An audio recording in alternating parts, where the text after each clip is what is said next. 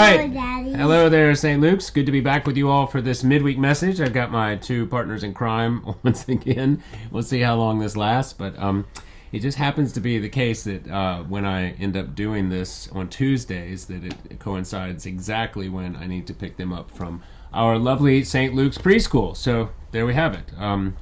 At any rate, I do have them here for a purpose as well, because as I mentioned on Sunday, which was glorious, by the way, we're grateful for the bishop and his participation, the confirmation. It was all glorious. But as I mentioned, we are in the process of rolling out a diocesan initiative, which I'm happy to say a friend of mine up at Christ Church Mount Pleasant is spearheading, about training and equipping grandparents in particular to be part of the witness and discipleship for, you need to leave that right there, Davis.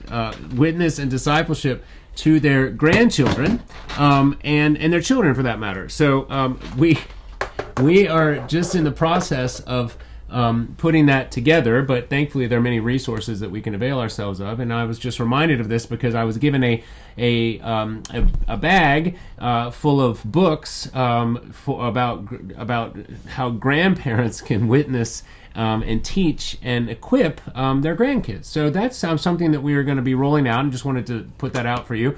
But it's in part because we want to provide a hands-on practical training ground for you, for those of you who do not have your grandchildren at hand, by offering you, these children, among others here at our church. Because I need the help. Liza certainly needs the help. We all need many surrogate grandmothers and grandfathers and surrogate aunts and uncles in the family of God and the body of Christ to help us raise and form and help raise these children in the way they should go, in the knowledge and fear of the Lord, so that when they are old, as the Proverbs say, they will not depart from Him. So that's what we're sort of my appeal to you. Okay, so why don't we let you guys go down? So I hope and trust and pray that you have been having a meaningful and sort of devotional Lent. If you're like me, then you perhaps were a little bit overambitious about your level of self-denial and self-control and your ability to get everything that you know it needs to be put together in your life together at once, and using Lent as a motivation. Well, if you're like me, then that has failed. And so I stand with you as someone who has tried and has failed. Not entirely, but not as sufficiently as I would like. Nevertheless, I also stand with you as someone who lives in view of God's mercies, as Paul says in Romans 12. Therefore, in view of God's mercies, we then present ourselves as a living sacrifice. So you can try again, as it were. And so it's never too late. As we even hear in as I mentioned before, the great Easter homily, the Paschal homily of St. John Chrysostom. Google it. You'll thank me for it.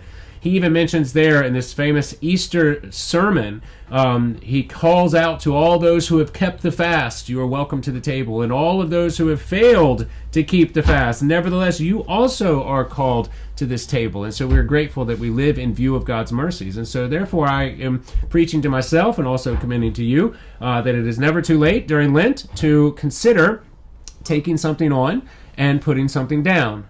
Perhaps it's a devotional. Perhaps it's 30 minutes more in the morning with the Lord in prayer. Perhaps it's foregoing something that you otherwise consider to be a pleasure in your life. And this is all part of the deliberative and sanctifying process of coming to grips with life in the kingdom as faithful sons and daughters of God, as we are sanctified, as Paul says, conformed in one degree more to the likeness and conformity of his Son. And so we're grateful for that promise, and we are participants in watching the Lord by his mercies continue to work in and through us for his good pleasure and to his glory. So that's my little Lenten appeal for you today. And to that end, I want to invite you to come to our Lenten speaking series. If you haven't been able to come so far, they're online. I can append one of them to the end of this midweek message, but we have been working with the theme, you will be my witnesses, as Jesus tells his disciples upon his ascension. You will be my witnesses to the ends of the earth, in Jerusalem, Judea, Samaria, to the ends of the earth. And so that has taken place. In fact, we are continuing to be his witnesses. And so We heard first week from Dr. Sam Voorhees, who's been a missionary for many years in and out of parts of Africa with World Vision. We heard last week from the campus preacher, a sort of a street evangelist named Keith Darrell. And both have been very encouraging and inspiring. And tomorrow, or today, to whenever you're watching this, on Wednesday, March 26th, we're welcoming the Reverend Dr. Chris Seitz, who is a world-renowned Old Testament theologian, and he is coming down from Habersham. He's a member of this diocese, and so we are excited to have and welcome him to our Lenten speaking series. And so I will put the link to last week's at the end of this. I'll also, just as a matter of course, put the link to the bishop's teaching from this past Rector's Forum. It'll be of interest to you. I don't want to give it away too much, but I promise you, you want to check it out, because it involves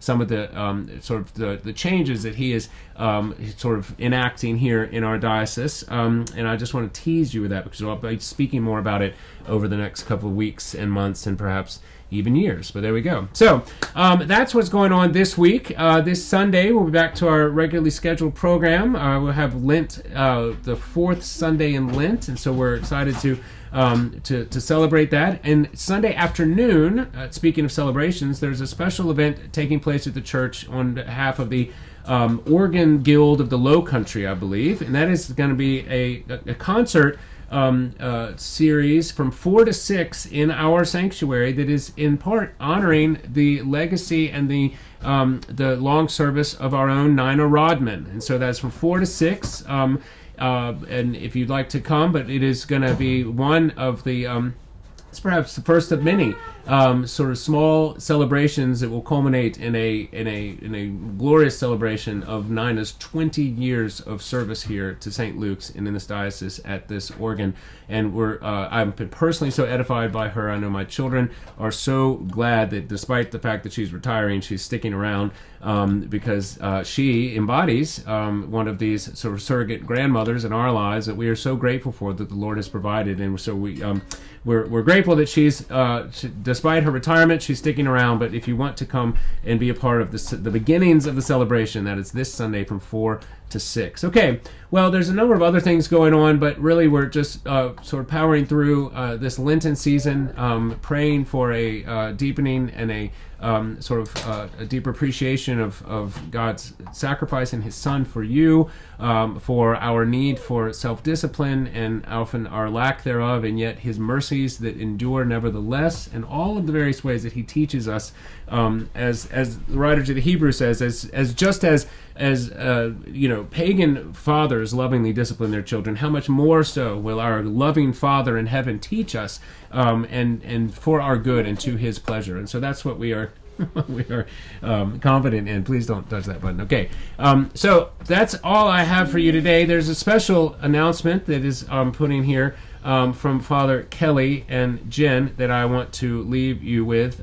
But I pray and hope and trust that the Lord, as He has promised, will be with you by His Spirit during this Lenten season and beyond, and that this will be a time of deepened spiritual growth, of deepened appreciation of all of His many gifts and mercies that He's shown, and above all, an increasingly confident posture of witness to the hope of the resurrection and to His glory to a lost and beleaguered world. Okay, well, that's my pitch to you, this midweek message. I will now take it away to Father Kelly.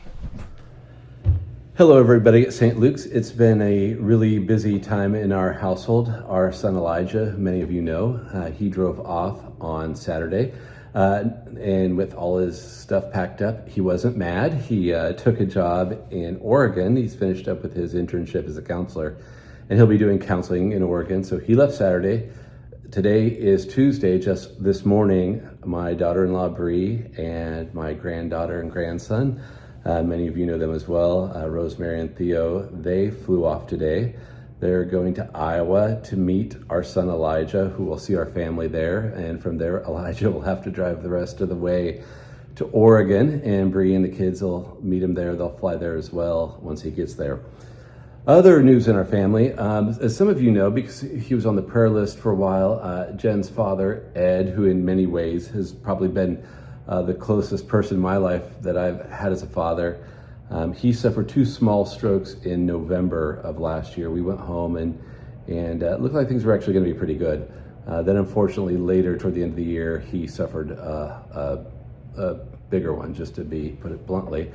And since then he's had some other issues with his health. And so after serving in the military for 28 years and then 4 years since then away from family, with a lot of prayer and with a lot of consideration, we've decided that we're going to move back to Iowa this summer to help take care of Jen's dad with her family, because for almost 3 decades she's done fantastic and has supported me, but hasn't been able to participate and care for family as we would like. And also what's important to that too is we want Jude, our son, who will be the only one at home as Maggie will be going off to college. We want Jude to know his grandpa. So I told JD just a couple weeks ago, and I said of all the congregations of the world that I think would hear this, and I imagine it hurts because this has not been an easy decision, but also I think our congregation would be one of the most understanding ones of why we would make this decision. We love St. Luke's. We've loved our time here, and we'll continue to love our time here until the summer comes. And I'll continue to do as I've done, but we will be leaving probably first week of June. And so, Jen, I know you're more emotional, and you probably want to cry. We laugh about it. Oh, I've done enough crying because of Bree and the kids leaving. But no, Kelly said that this was not an easy decision, and it was a very, very hard decision for us, one that we prayed over for months, because mostly and strictly because of the reason you guys have been so wonderful to us, and you have loved us, and you've welcomed us, and we love you, and this is a hard decision, but at the same time, I think we both feel strongly to honor our parents. And my dad's stroke has been life altering, and he's not in his best place right now, and we feel a strong commitment to being there with them in their last years of life. Yes, thank you. And so again, I will continue to do ministry as I've always done since day one until June gets here. This was a hard decision, as we said, but I also look forward to in April having the BMOC men here at our house, and you'll see something soon for that, because we will be breaking all the rules for that BMOC meeting. We will be bringing women with us. Our wives will be coming too, so that'll be nice. And we have a few other events on the calendar we look forward to. And I know the one that you don't want me to forget, the dinner. Oh, yeah, that's no big deal. We'll talk about that later. Okay, yeah. All right. Anyway, all right, so you just to kind of recap it, we are moving on to care for our parents, but we love you at St. Luke's. We love the way you've loved us. We love the way you've accepted us and cared for our children and our grandchildren, and it has meant so much to us, and it has made this difficult for all the right reasons. But between now and then, let's continue to worship together, to serve the Lord, and to see what He has with the remainder of our time here.